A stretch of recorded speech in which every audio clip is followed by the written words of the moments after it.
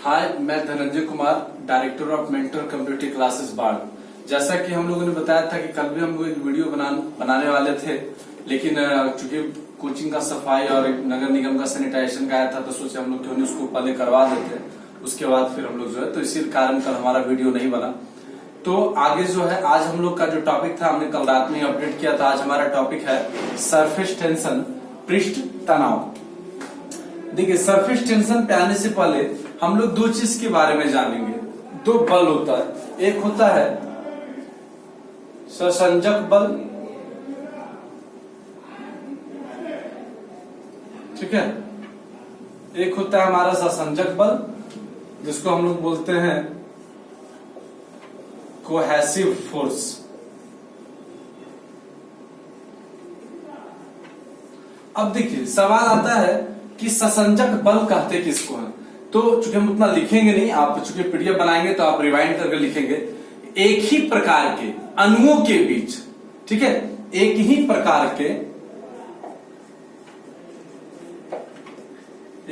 प्रकार के अणुओं के बीच जो आकर्षण बल लगता है,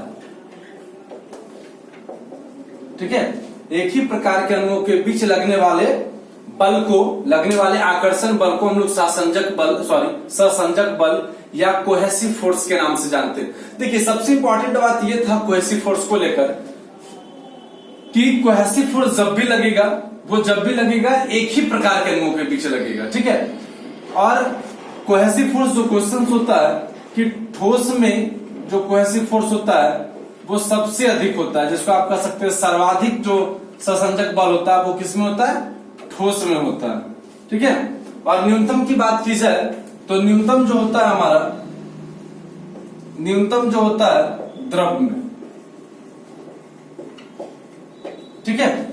तो ससंजक बल, कोहेसिव फोर्स, एक ही प्रकार के अणुओं के बीच लगने वाला आकर्षण बल क्या होता है, वो कहलाता है आपका ससंजक बल। और ससंजक बल के बारे में जो सबसे महत्वपूर्ण बात है वो यह है कि ससंजक बल जो लगता है वो ठोस में सर्वाधिक होता है और द्रव में न्यूनतम होता है। जबकि अगर हम लोग इसके जस्ट अपोजिट डिस्कस करेंगे आसंजक बल का, जिसको हम लोग एडहेसिव फोर्स कहते हैं, ठीक है, एडहेसिव फोर्स में जो है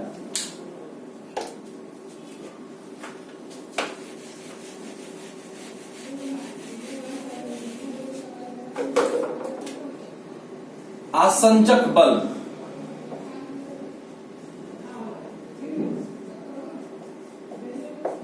एडहेसिव फोर्स, उसके जस्ट अपोजिट ही वर्क करता है। हम लोग आसंजक बल में पढ़े थे कि एक ही प्रकार के अणुओं के बीच, यहां पे था भिन्न भिन्न प्रकार के अणुओं के बीच, भिन्न प्रकार के अणुओं के बीच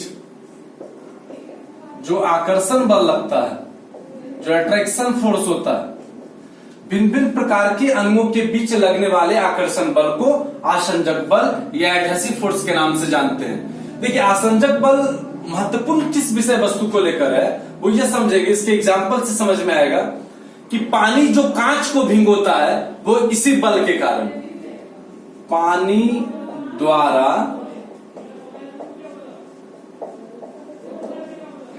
कांच को भिंगाना या भिंगोना, ठीक है, बहुत इंपॉर्टेंट है। जैसे हम लोग डालते हैं तो जो भिंगाता है वो पानी द्वारा कांच को जो भिंगाया जाता है वो आसंजक बल के द्वारा होता है। वहां पे दो मीडियम होता है, एक ग्लास होता है, एक वाटर होता है। तो भिन्न प्रकार के अणुओं के बीच लगने वाला आकर्षण बल आसंजक बल कहलाता है। इसका उदाहरण है कि पानी द्वारा जो कांच को भिंगो दिया जाता है वो आसंजक बल का उदाहरण है। और दूसरा, ब्लैक बोर्ड पे, ये तो व्हाइट बोर्ड से इसका चर्चा नहीं करेंगे हम लोग, ब्लैक बोर्ड पे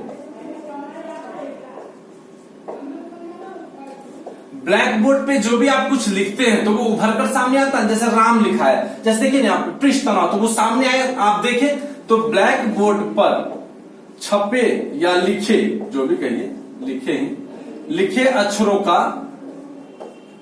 दिखाई पड़ना या उभर कर सामने आना, ठीक है। तो आसंजक बल किसको बोलेंगे, एडहेसिव फोर्स किसको बोलेंगे, भिन्न भिन्न प्रकार के अणुओं के बीच लगने वाला आकर्षण बल आसंजक बल कहलाता है। और आसंजक बल मुख्य रूप से दो उदाहरण है उसके, कि पानी द्वारा जो कांच को भिंगवाया जाता है वो भी आसंजक बल का उदाहरण है। उसके साथ साथ ब्लैक बोर्ड पर जो छपे हुए, जो उकेरे हुए जो अक्षर होते हैं, वो उभरे हुए जो प्रतीत होते हैं, वो भी आपका आसंजक बल का उदाहरण है। तो पृष्ठ तनाव से पहले हम लोग ये सीख लिए कि सासंजक बल क्या होता है और आसंजक बल क्या होता है। ठीक है, अब हम लोग डायरेक्ट पॉइंट पर आते हैं। पृष्ठ तनाव,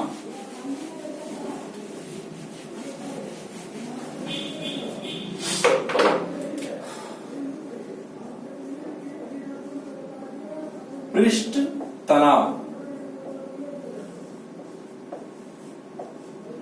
सरफेस टेंशन।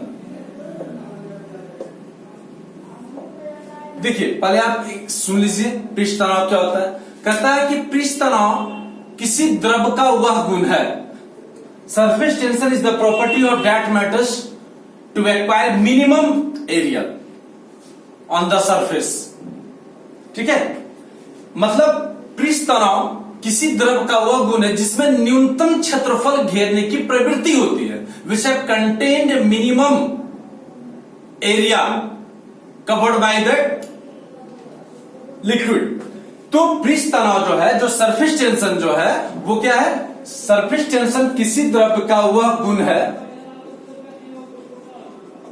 किसी द्रव का वह गुण है जिसमें न्यूनतम स्थान घेरने की प्रवृत्ति होती है। न्यूनतम स्थान या न्यूनतम क्षेत्रफल, the tendency of acquiring minimum area, जिसमें न्यूनतम क्षेत्रफल घेरने की प्रवृत्ति हो, उसे हम सरफेस तनाव।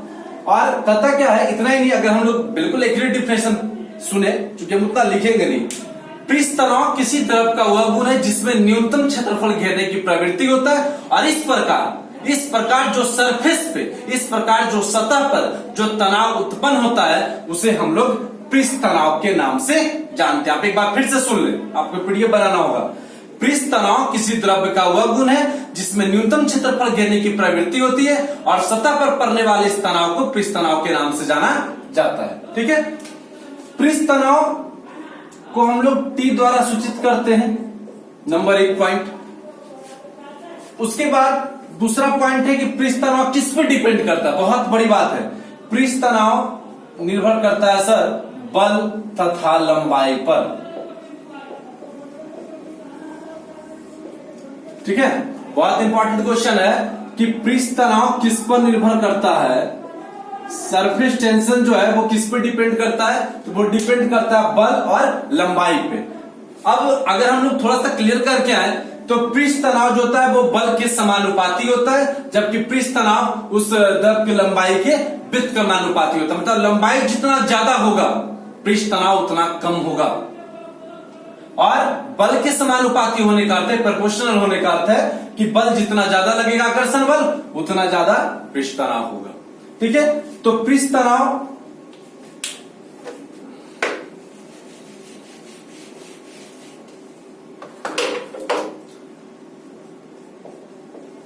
तनाव जिसको टी बोलेंगे, बराबर होता है बल बटे लंबाई। ठीक है, बल यानी एफ, सॉरी कैपिटल में दीजिए, और एल यानी T equal to F by L. ठीक है, एक फार्मूला भी हो गया। अब देखिए पृष्ठ तनाव की जो बीमा होती है, बीमा को तो पहले छोड़िए सर, पहले पृष्ठ तनाव का मात्रक पर आते हैं। एसआई वो होता है न्यूटन, अंग्रेजी में तो लिखिएगा न्यूटन प्रति मीटर। अब देखिए ये बीमा, ये जो है ये सब लोग जानते हैं। आप आइए जो लोग नहीं जानते उस पर चर्चा करें। अब देखिए एफ मतलब क्या होता है जी? एफ मतलब होता है एम इंटू ए, एल मतलब एल। अच्छा ये बताइए, एम का मतलब केजी द्रव्यमान का, त्वरण का मीटर प्रति सेकंड स्क्वायर ऐसे लिखा जाता है, आपको पता है। अब बटे लंबाई, लंबाई का क्या? फिर मीटर, तो एम क्या हो गया? कैंसिल, यानी न्यूटन मीटर या केजी प्रति सेकेंड स्क्वायर, थोड़ा सा आपसे, केजी प्रति सेकेंड स्क्वायर, इसको ऐसे भी लिख सकते हैं केजी प्रति सेकेंड स्क्वायर। ठीक है, तो ये थोड़ा सा लोग कम जानते हैं। ये सब लोग जानते हैं कि पृष्ठ तनाव का मात्रक क्या होता है, तो न्यूटन प्रति मीटर, लेकिन एक होता है केजी प्रति सेकेंड स्क्वायर। बीमा की बात किया जाए, देखिए बीमा का चैप्टर हम ऑलरेडी आपको पढ़ा चुके हैं निकालने के लिए। अब जैसे देखिए यहां से निकालिए, आइए केजी प्रति सेकेंड स्क्वायर, तो केजी का क्या होता था आप बताइए, एम होता था ना द्रव्यमान के लिए जी, ठीक है। सेकेंड का टी, फिर क्या इनवर्स। अब इसको ऐसे लिखेंगे एम एल 0 टी इनवर्स 2, हो गया। क्योंकि हम आपको बताए थे, आप बीमा वाले हमारे प्रीवियस क्लास में जाकर यूट्यूब पे सर्च करेंगे, हम लोग यूनिट एंड डायमेंशन चैप्टर पढ़ाए हैं और आप पृष्ठ तनाव की बीमा बतलाए। तो जो नहीं होता उसको हम लोग 0 ले लेते थे, एम किसके बदले, केजी के बदले, और सेकेंड के बदले क्या होता था, टी -2, ठीक है। तो ये आपका पॉइंट था पृष्ठ तनाव को लेकर। अब थोड़ा सा आइए पृष्ठ तनाव का कुछ उदाहरण ले, बहुत इंपॉर्टेंट उदाहरण होता है इसका। देखिए पृष्ठ तनाव के उदाहरण की बात किया जाए, एग्जाम्पल उदाहरण पे, सॉरी उदाहरण से पहले एक नोट, ताप बढ़ने पर, ये बहुत इंपॉर्टेंट नोट है, ताप बढ़ने पर पृष्ठ तनाव जो होता है किसी द्रव्य का, वो क्या हो जाता है, कम हो जाता है। और देखिए आप पढ़ेंगे भी आगे, हम आपको बताएंगे भी कि जो हम लोग पढ़े हैं कि गर्म सूप स्वादिष्ट लगता है, क्योंकि गर्म द्रव का पृष्ठ तनाव कम होता है, और पृष्ठ तनाव कम होने के कारण वो जीभ पर आसानी से सभी जगह फैल जाता है, यही कारण है कि गर्म सूप स्वादिष्ट लगता है।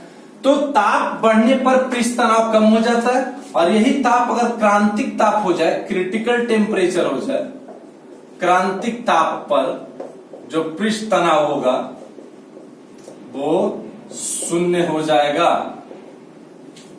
ठीक है। ताप बढ़ने पर पृष्ठ तनाव कम होता है, ये पॉइंट आपको याद रखना है, ठीक है।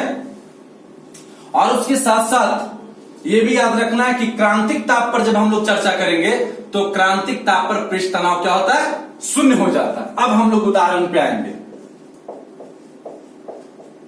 पहला आप जानते हैं सेविंग ब्रश, सेविंग वेविंग करते हैं ना जी लड़का लोग, आप लोग तो करते हैं। तो सेविंग ब्रश के बाल आपस में सट जाते हैं, चिपक जाते हैं। तो सेविंग ब्रश के बाल, सेविंग ब्रश जब हम लोग करते हैं तो वो चिपक जाता है, तो वो किसके कारण होता है, पृष्ठ तनाव के कारण। समुद्र की लहर को शांत करने में,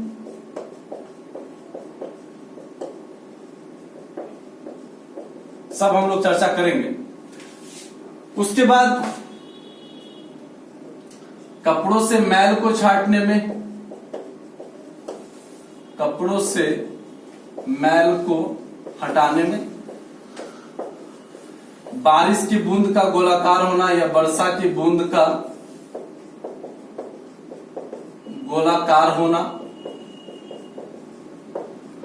गर्म सूप का स्वादिष्ट लगना,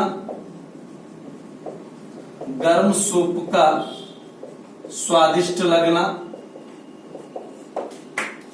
देखिए आमतौर पर ऐसे, देखिए एग्जांपल्स तो बहुत है, लेकिन जो एग्जांपल हमसे पूछा जाता है तो पृष्ठ तनाव में मुख्य रूप से क्या है, उसका उदाहरण की सेविंग ब्रश के बाल आपस में चिपक जाते हैं।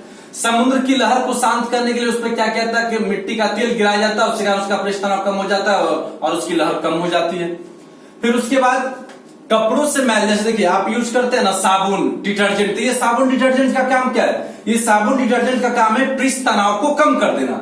तो जैसे ही पृष्ठ तनाव को कम कर देता है तो मैल इकट्ठा हो जाता है, उसके बाद मैल आसानी से हटा लिया जाता है। इसलिए लोग पहले क्या क्या करते थे कि पहले कपड़े को सर्फ में, क्या उसको बोला जाए, गोद देते थे, बोर देते थे, जो भी कहा जाए अपनी भाषा में, और उसके बाद उसको साफ करते थे ताकि वो मैल जो था ना वो इकट्ठा हो जाता था पृष्ठ तनाव कम होने के कारण। उसके बाद वर्षा की बूंद का गोलाकार होना, ये तो बड़ा आप शुरू से पढ़ रहे, इसमें क्या बताना हमको। फिर गर्म सूप का स्वादिष्ट लगना, और उसके साथ साथ याद कीजिए हमने कभी क्लास टाइम में भी आपको बतलाया था कि मच्छर को भी मारने में, जैसे पानी एक जगह, जैसे क्या होता है आप देखते होंगे शहर में घर का पूरा पानी एक गड्ढे में जाता है, वहां पे मच्छर उच्छर बैठ जाता है, तो उसके जो लार्वा होते हैं तो वहां पे केरोसिन तेल या मिट्टी की तेल जिसको बोला जाए, उसकी 2 बूंद गिरा दी जाती है। तो गिराने से क्या होता है, उसका पृष्ठ तनाव कम हो जाता है और उसको श्वसन में, उसके लार्वा जो होते हैं उसके श्वसन में कठिनाई होने लगता है और फलस्वरूप वो मर जाते हैं या वहां से चले जाते हैं। तो इस प्रकार जो है पृष्ठ तनाव का उपयोग किया जाता है। आप इसका स्क्रीनशॉट ले लीजिए। मैं छोटा सा पॉइंट और चर्चा कर लेते हैं केशिकात्व का।